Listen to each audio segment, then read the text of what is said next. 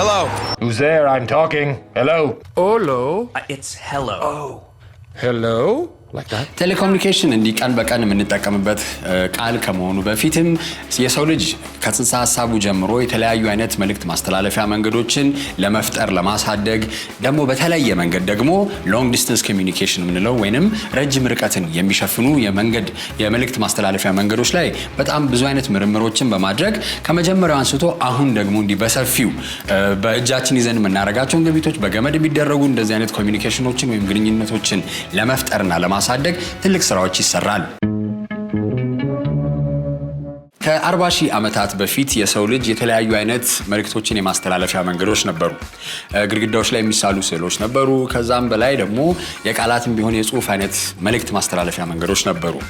ርቀትን ግን ወይንም ረጅም ሎንግ ዲስታንስን የሚሸፍን ግን መልእክትን ለማስተላለፍ የሚጠቀሙት አንድ መንገድ ነበረ። እሱም ጭስ በማስተላለፍ ወይም ጭስ በማጨስ የተለያዩ አይነት የታሪክ መጽሐፍቶችም ላይ እንደሚቀመጡት የጭስን በመጠቀም ረጅም ርቀትን የሚሸፍኑ መልእክቶችን ያስተላልፉ ነበር። በዚህ ጊዜ እንግዲህ ጥንታዊ ግሪካውያን ናቸው ይህን ነገር የጀመሩት። ሆሜርም ጽፏል እንደዚህ አይነት ነገሮች ላይ ጭስን በመጠቀም ጦርነት ሊሆን ይችላል የሆነ ነገር መከሰቱን ለማሳወቅ የተለያዩ አይነት መንገዶችን ይጠቀማሉ። ከዛ በኋላ ደግሞ እንግዲህ ከበሮችን መጠቀም በጣም ይሄ ጩኸት ያላቸው ወይም ጮክ የሚሉ ከበሮችን በመጠቀም መልእክቶችን ደግሞ የሚያስተላልፉ በአፍሪካና ሳውዝ ኢስት ኤዥያ ውስጥ ደግሞ እንደዚህ አይነት መንገዶችን የሚጠቀሙ ነበሩ። ይሄ ሁሉ ግን እንደዚህ አይነት መልእክቶችን ለማስተላለፍ አሁን እኔ እንደማወራው ቀጥተኛ መልእክት ማስተላለፍ አይችልም። ስለዚህ ኢቭን ዶ ያኔ በጣም ጥንታዊ መንገዶች ቢሆኑም ኮድድ የሆነ ወይንም ሚስጥራዊ የሆኑ መልእክቶችን የማስተላለፊያ መንገዶች ነበሩ። ከዚህም በላይ እንግዲህ የወፎችን በመጠቀም እርግብ እና የተለያዩ አይነት አዋፋትን በማለማመድ ማለት ይቻላል ያንን ነገር በማድረግ ርቀትን የሚሸፍኑ መልእክቶችን የማስተላለፊያ መንገዶች ወይም የኮሚኒኬሽን አማራጮች ተፈጥረዋል። በዘመናዊ መልኩ ስንመለከተው ግን 1451 ላይ እንደ አውሮፓውያን አቆጣጠር አንድ ትልቅ እንደ ማይልስቶን ወይንም ትልቅ መጠቀስ የሚችል ነጥብ ተፈጥሯል። ይህም እንግዲህ የማተሚያ ቤት መፈጠር ነው። የማተሚያ ቤቱ ሲፈጠር አንድ ጀርመናዊ ነው የፈጠረው። በ1451 ላይ አንድ ሰው ለበርካታ ሰዎችን መልእክት ማስተላለፍ የሚችልበትን መንገድ ነው የፈጠረው። ከዛ በፊት የነበረው ምንድነው አንድ ጽሁፍ ቢጻፍ ለ10 ሰው ማስተላለፍ ቢፈልግ አንድ ሰው 10ሩንም ቁጭ ብሎ እየጻፈው ነበር የሚያስተላልፈው። ያ ግን ማተሚያ ቤት በመፈጠሩ ልክ እንደ ብዙሃን የሚዳረስበት መልእክት ማስተላለፊያ መንገድ መፈጠሩ አንድ ትልቅ ግራውንድ ብሬኪንግ የምንለው እንደ ነጥብ መቆጠር የሚችል ነው። ከዛም በላይ እንግዲህ አሁን ይሄ ከአንድ ሰው ወደ በርካታ ሰዎች መልእክት ማስተላለፍን አሁን ደግሞ በዘመናዊ መንገድ ኢንተርኔት ላይ እንግዲህ አሁን እኛ ላይ እንደ ብሎጊንግ ሊሆን ይችላል፣ ፖድካስቶችን ሊሆን ይችላል። እነዛን ነገሮች ስንጠቀም እኔ አንድ ሰው ነኝ አሁን በርካታ ለሚሊዮን የሚሆኑ ሰዎችን መልእክት እያስተላለፍኩ ነው። ያ የዘመናዊ መንገዱንም እንደ ጥርጊያ ልንመለከተው እንችላለን። የኮሚኒኬሽንስን ወይም የቴሌኮሙኒኬሽንስን ደግሞ ታሪክ ስንመለከተው በጣም ቀስ በቀስ እያደገ የመጣ ለ40,000 ዓመት ማለት በጣም ረጅም ነው። ሆኖም ግን ባለፉት 30 ዓመታት ደግሞ የነበረው ከኢቮሉሽን በጣም የተለየና እንዲያውም በተቃራኒው በጣም ፈጣን የሆኑ እድገቶች የታዩበት ነው። እንደ አውሮፓውያን አቆጣጠር በ1790ዎቹ ደግሞ ሌላ ሊጠቀስ የሚገባ አንድ የፈጠራ ስራ ወይም ያ ነጥብ ተይዟል። ክሎድ ሻፍት የሚባል አንድ ፈረንሳዊ ምንድነው የቴሌግራፍ ስርዓትን ነው የዘረጋው። ይህም ደግሞ እንግዲህ 136 ማይል ከሊዮን እስከ ፓሪስ ያለውን ነገር በመጠቀም ያንን መንገድ በየ20 ሜትሩ የድንጋይ ምንድነው ምሰሶች እንዲቆሙ በማድረግ ባንዲራዎችን በመጠቀም መልእክቶችን ያው ኮድድ የሆነ ሚስጥራዊ የሆነ ነገር መልእክት ለማስተላለፍ ተጠቅሞበታል። ከ50 ዓመታት በኋላ ደግሞ ሳሙኤል ሞሪስ የመብራት መምጣትን ወይንም ኤሌክትሪክ መፈጠርን ተከትሎ ቴሌግራምን ፈጥሯል። ይህም ምንድነው የኤሌክትሪክ ምቶችን በመጠቀም የተለያዩ መልእክቶችን ማስተላለፍ መቻሉ ነው። ይሄ እንግዲህ በተለያዩ ዓመታት እየተደረጉ ያሉ የፈጠራ ስራዎችን ነው የሚያሳየን። የኮሚኒኬሽንስ ወይም የቴሌኮሙኒኬሽንስ ዘርፍ ልክ እንደየትኛው ፈጠራ ላይ መሰረት የሚያደርግ ዘርፍ ምንድነው የሚታየው ከዚህ በፊት የነበሩ የፈጠራ ስራዎችን መሰረት በማድረግና ትንሽ የሚጨመሩ ወይንም ትንሽ ተጨማሪ የሆኑ ፈጠራዎችን ወይም ኢንቨንሽኖችን በመጨመር ያንን ነገር የሚያስተካክሉበት ነው። በ1890 እንግዲህ ደግሞ የተመሰረተው ወይም የተፈጠረው ደግሞ ትልቁ ነገር ምንድነው አሁን እኛ የምንጠቀምበት ባይሆንም የነዛ ከዛ በፊት የነበረው ቴሌፎን ነው ወይም ስልክ ነው እንደኛ አባባል። በዛ ጊዜ ተፈጥሮ 1940ዎቹ ላይ በምንመጣበት ጊዜ በአሜሪካ ውስጥ ሁሉም የአሜሪካዊ ቤት ውስጥ የነበረው ስልክ ነው። ስልክ በአሌክሳንደር ግራሃም ቤል የተፈጠረ ሲሆን የሰውን ድምጽ ከአንድ ቦታ ወደ ሌላ ቦታ መስመርን ወይም ሽቦን በመጠቀም የማስተላለፍ ስራ የሚሰራ ነበር። ይህ ምንድነው ያደረገው?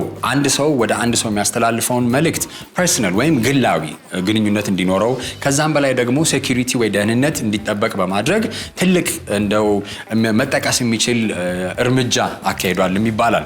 ከዛም በኋላ ገመድ የሌላቸው አይነት የግንኙነት ወይንም የድምጽ ማስተላለፊያ ስራዎች ተካሂደዋል። ግን በዛ ላይ ያን ያህል ባይስፋፋም አሁን ጊዜ ፋይበር ኦፕቲክስ ለምንለው እንደ መሰረት ሆነው የተለያዩ አይነት ምርምሮች ከተካሄዱ በኋላ አሁን በየቤታችን ውስጥ መስመር ተዘርግቶ ስልክ እንድናወራም አድርገዋል። ያ እንግዲህ 40 ሺህ ዓመቱን ስንመለከተው በጣም ረጅም ጊዜ እና ቀስ እያለ እድገትን የሚያመለክቱ ወይም ዘገምተኛ ልንላቸው እንችላለን ወይም በጣም ቀስ እያሉ የሚመጡ ለውጦችን ነው መሰረት ያደረገ የነበረው። ባለፉት 30 ዓመት ላይ ግን ብንመለከት ከኢሜል ጀምሮ ሞባይል ስልኮችን፣ አፖችን ልናይ እንችላለን፣ ቪዲዮ ቻት፣ ኢንተርኔት እነዚህ ሁሉ መጥተዋል። ይህ በሚመጣበት ወቅት ታዲያ ቴክኖሎጂ ብቻ ሳይሆን የኮሚኒኬሽንስ ዘርፉን በጣም እየተቀየረ በጣም እያደገና የተለያዩ አይነት ሰዎች አንድ ዓለም ጫፍ ሆኖ ወደ ሌላኛው ዓለም ጫፍ መልእክቱን በቀላሉ ማስተላለፍ ተችሏል። አሁን ደግሞ የበለጠ እንዲለወጥ ወይንም የተቀየረ ነገር የምንለው ማሽኖች ከማሽኖች መልእክት በማስተላለፍ አንድ ድርጊትን መፍጠር መቻላቸው ነው ወይም እንዲደረግ ማድረጋቸው ነው። ይህ የሚያሳየን የቴሌኮሙኒኬሽን ዘርፍ ብቻ አይደለም፣ ቴክኖሎጂ የሚያግዛቸው በአጠቃላይ ዘርፎች በሙሉ ሁሌ ቀን በቀን እየተቀየሩ ከዛም በኋላ ደግሞ ትናንት የነበረውን አገልግሎት በማሻሻል የተሻለ የመልእክት ማስተላለፍ ሊሆን ይችላል የተለያዩ አይነት ታስኮችን እንድንሰራ የሚያደርጉ ከፍተኛ አማራጮች መፈጠራቸውን ነው። የኢትዮጵያ ቴሌኮሙኒኬሽን ዘርፍ አገልግሎት መስጠት ከጀመረበት ጊዜ ጀምሮ ሞኖፖሊ በሚባል ወይም አንድ ድርጅት ብቻ አገልግሎት እየሰጠ ኢትዮ ቴሌኮም የተለያዩ አይነት የድምጽ የኢንተርኔት እና የተለያዩ ተጓዳኝ አገልግሎቶችን ሲሰጥ ቆይቷል። ሆኖም ባሳለፍነው ሳምንት የኢትዮጵያ ኮሚኒኬሽንስ ባለስልጣን ለሳፋሪኮም፣ ቮዳፎን እና የተለያዩ አይነት ድርጅቶች በትብብር በመሰረቱት ኮንሶርቲየም ላይ ያንን ነገር ያቀረቡትን ቴክኒካልና ፋይናንሻል ፕሮፖዛል በመገምገም ያንን ፍቃድ ወይንም ላይሰንስ ሰጥቷል። ይህ እንግዲህ በሀገራችን ላይ የሚያመጣው ትልቅ የሆነ ለውጥ ይኖራል። ምንድነው? ቴሌኮሙኒኬሽንስ ላይ ብቻ ሳይሆን በአጠቃላይ የሚሰጠው አገልግሎት ላይ እና እዛ ላይ መሰረት አድርገው የሚሰጡ አገልግሎቶችና የምርት አሰጣጥ ወይም የምርት አሻሻጥ ላይ ትልቅ የሆነ ለውጥ ያመጣልም ተብሎ ይገመታል። የቴሌኮሙኒኬሽን አቅርቦት የሚሰጥበት ሁኔታ በየሀገሩ የሚለያይበት ሁኔታ አለ። በአብዛኛው ሀገርና በተለይም ባደጉትም ሆነ በማደግ ላይ ባሉት ሀገራት ደግሞ በከፍተኛ ደረጃ እየተተገበረ ያለው ከአንድ በላይ የሆኑ ኦፕሬተሮች በውድድር አገልግሎቱን የሚያቀርቡበት ነው። ስለዚህ ይሄ የገበያ ስትራክቸር ወይም የገበያ መዋቅር ብለን ልንወስደው እንችላለን። አሁን በፊት የነበረው ሞኖፖሊ ነው። አንድ ኦፕሬተር ብቻ ነው የነበረው። 100% በመንግስት ባለቤትነት የተያዘ ነው። ስለዚህ አሁን ሌላ ኦፕሬተር በምናመጣበት ጊዜ ሁለት ኦፕሬተሮች በውድድር ይሰራሉ። በጣም ፍትሃዊ የሆነ የውድድር ስርዓት ይኖራል። በዛ መሰረት በገበያ ፕሪንሲፕል ስራቸውን ያከናውናሉ። እንግዲህ የቴሌኮም አገልግሎት በገበያ ውድድር በሚቀርብበት ጊዜ በርካታ ጠቀሜታዎች አሉት። አንዱ የከስተመር ቾይስ የምንለው ነው። ደንበኞች ወይም ተጠቃሚዎች የተሻለ አገልግሎት የሚሰጣቸውን አገልግሎት ሰጪ መርጠው ደንበኛ የመሆን እድል ያገኛሉ። ሌላው ደግሞ በአገልግሎት አቅርቦቱ ውስጥ ተጠቃሚዎች ሊከፍሉት በሚችለው ዋጋ የመቅረብ ሁኔታ የዋጋ መቀነስ ጥቅም ይገኛል። ሌላው ደግሞ በውድድር በሚሰራበት ጊዜ የበለጠ አገልግሎቱን ማዳረስ፣ የበለጠ መሰረተ ልማቱን ማስፋፋት ጠቀሜታዎች ይኖራሉ። በአጠቃላይ ደግሞ ስናይ ከዚህ ዘርፍ የአገልግሎቱ መዳበር የአገልግሎቱ ጥራትም ይጨምራል። የአገልግሎቱ ጥራት መጨመር ጋር ተያይዞ የመስፋፋቱ ጋር ወይም አክሰሲቢሊቲ ወይም ተደራሽነት ከምንለው ጋር ተያይዞ ደግሞ እያንዳንዱ ዜጎችም ሆኑ በንግድ ስራ ላይ የተሰማሩ ቢዝነስስ የምንላቸው እነሱም አገልግሎቱን በአቅራቢያቸው የማግኘትና ይህን አገልግሎት ስንል እንደ ስልክ መደወልና ቴክስት መላላክ ብቻ ሳይሆን ወደ የኢንፎርሜሽንና ኮሚኒኬሽን ቴክኖሎጂ ፕሮዳክት ኤንድ ሰርቪስ ቀይረው የስራ እድል ተፈጥሮ ምርታማነታቸውን አሳድገው ለሀገሪቱ አጠቃላይ የሀገር ውስጥ ምርት ወይንም የግሮስ ዶሜስቲክ ፕሮዳክት ምንለው ላይ ከፍተኛ አበርክቶ እንዲኖረው ያደርጋል ማለት ነው። አሁን ለምሳሌ ይሄን ላይሰንስ ስንሰጥ አፕፍሮንት የሚከፍለው ተጫራቹ የሚከፍለው ብር አለ። ይሄን ፈቃድ ለማግኘት ፈቃድ ካገኘ በኋላ ደግሞ ለተሰጠው የፈቃድ ዘመን ለምሳሌ አሁኑ ለ15 ዓመት ነው የተሰጠው። በየአመቱ የፍሪኩዌንሲ መጠቀሚያ ክፍያ ይከፍላል። የኮርፖሬት ታክስ ይከፍላል። ከአጠቃላይ ገቢ ወደ 30% በየአመቱ ለመንግስት ይከፍላል።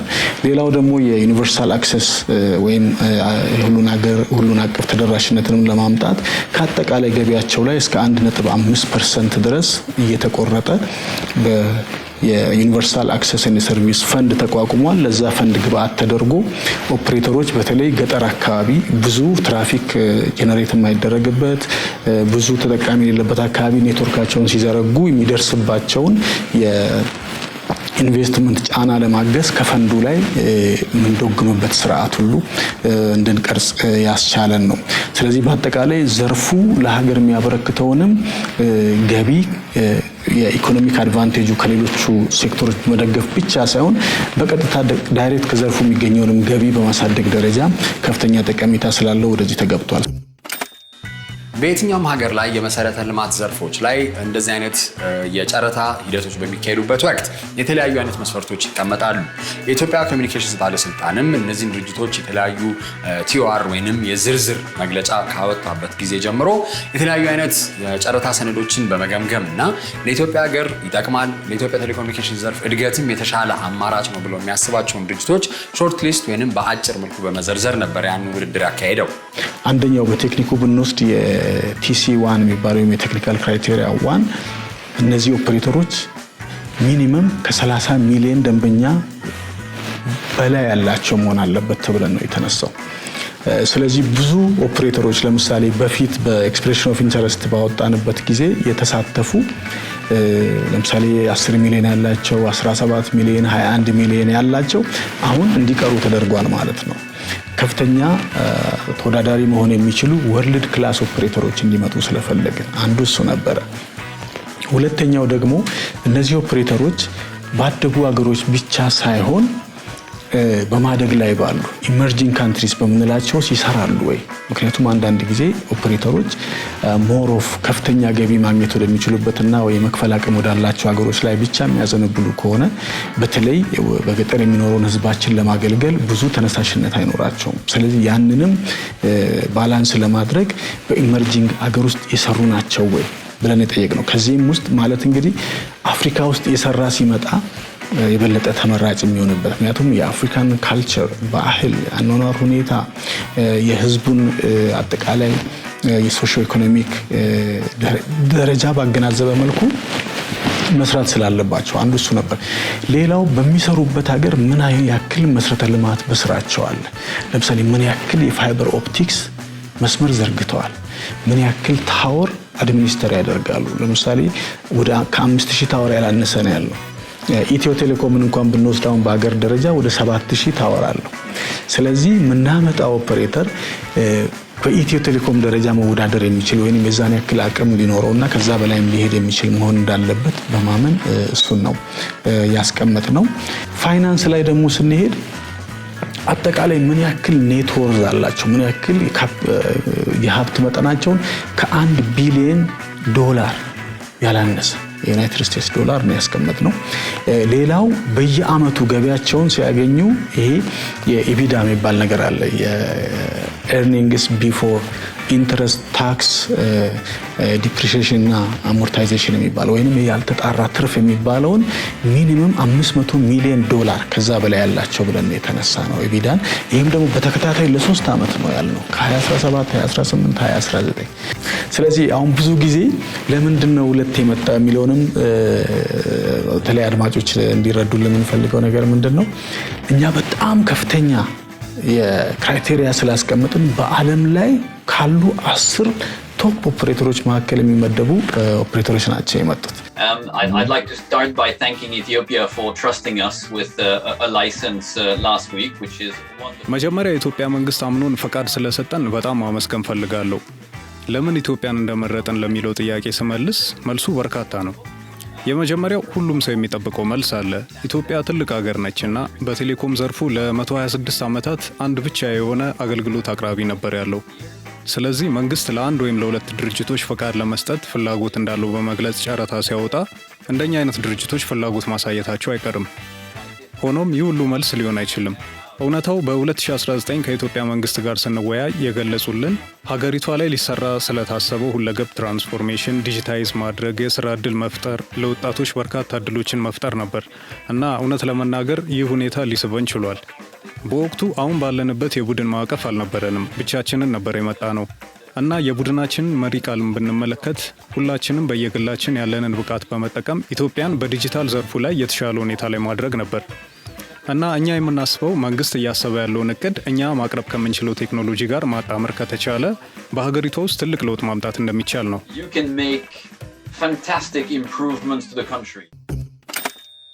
ለየት የሚያደርገው እንግዲህ ባለፈው ሳምንት ላይ የፍቃድ የኮሚኒኬሽንስ ፍቃዱ የተሰጠው $850 ሚሊዮን በሚሆን የገንዘብ ዋጋ ነው። ይህ ማለት ከዚህ ቀደም በነበሩ የላይሰንስ አሰጣጥ ሂደቶች ላይ ስንመለከተው ገንዘቡ ትንሽ ዝቅ ያለ ነው። ሞሮኮ 2001 አካባቢ ላይ ባወጣችው እንደዚህ አይነት የኮሚኒኬሽንስ ዘርፉን ሊበራላይዝ ለማድረግ ባደረገችው አካሄድ ላይ አሸናፊ የነበረው $1.14 ቢሊዮን የሚያወጣ የጨረታ ሰነድና ያንን ነገር ለመሰረተ ልማቱን ለመዘርጋትና አገልግሎቱን ለመስጠት በማሰብ የቀረበ እቅድን ነው ጸድቆ ያፍቃድ የተሰጠው። እኛ ሀገር ላይ ስንመጣ ግን $850 ሚሊዮን የሚያክለው መጠን ያን ዝቅ በማለቱ ለምንድን ነው? ይሄስ ነገር ምንን በማሰብ ነው? የኛን ኢኮኖሚም ይሁን የተለያዩ አይነት የኮሚኒኬሽን ዘርፍና ቴክኖሎጂ ዘርፉን በምን መልኩ የሚያግዙ ዓላማዎች ተይዞ ነው የሚለውን ጥያቄ ማስነሳቱ አይቀርም። እንግዲህ ፈቃድ በሚሰጥበት ጊዜ ያው የላይሰንስ ቫልዩ ነው አንዱ የፈቃድ ዋጋ ነው የሚባለውና የፈቃድ ዋጋ የተለያዩ ሞዴሎችን በመከተል ነው የሚሰራው። በተለይም ዋነኛው የዚህ ሪሶርስ ሆኖ የሚገባው የአየር ሞገዱ የሬዲዮ ፍሪኩዌንሲ ነው። የፍሪኩዌንሲ ፊክስድ ዋጋ የለውም በዓለም ላይ። ዋጋው ከሀገር ሀገር ይለያያል፣ ከጊዜ ጊዜም እንደዛው በቴክኖሎጂ ደረጃ ይለያያል። እዚህ ጋር መታሰብ ያለበት ምንድነው? ኦፕሬተሮች አንድ ወደ ጨረታ ሲገቡ ላይሰንስ ለመውሰድ የራሳቸውን ቢዝነስ ቫሉዌሽን ይሰራሉ። እኛም ተቆጣጣሪ አካላት ወይም ሬጉሌተሮች የራሳችንን የቢዝነስ ቫሉዌሽን እንሰራለን። የቢዝነስ ቫሉዌሽኑ በሚሰራበት ጊዜ አሁን አፕፍሮንት ለላይሰንስ የሚከፈለው ክፍያ በላይሰንሱ በፈቃድ ዘመኑ ወይም 15 ዓመት ነው በእኛ ሀገር በአሁኑ 15 ዓመት ውስጥ ሰርቶ ምን አይነት ፕሮፊት ያስገኛል ተብሎ ነው የሚሰራው። እነዚህ ሲሰሉ ግን በርካታ ፋክተሮች አሉ። አንዱ የህዝቡ የመግዛት አቅም ምን ያክል ነው። እንግዲህ በየሀገራት ይለያያል። የፐር ካፒታ ኢንካማችን ይለያያል። እንደ ሀገር በሱ ላይ ቤዝድ ያደርጋል። ሁለተኛ ደግሞ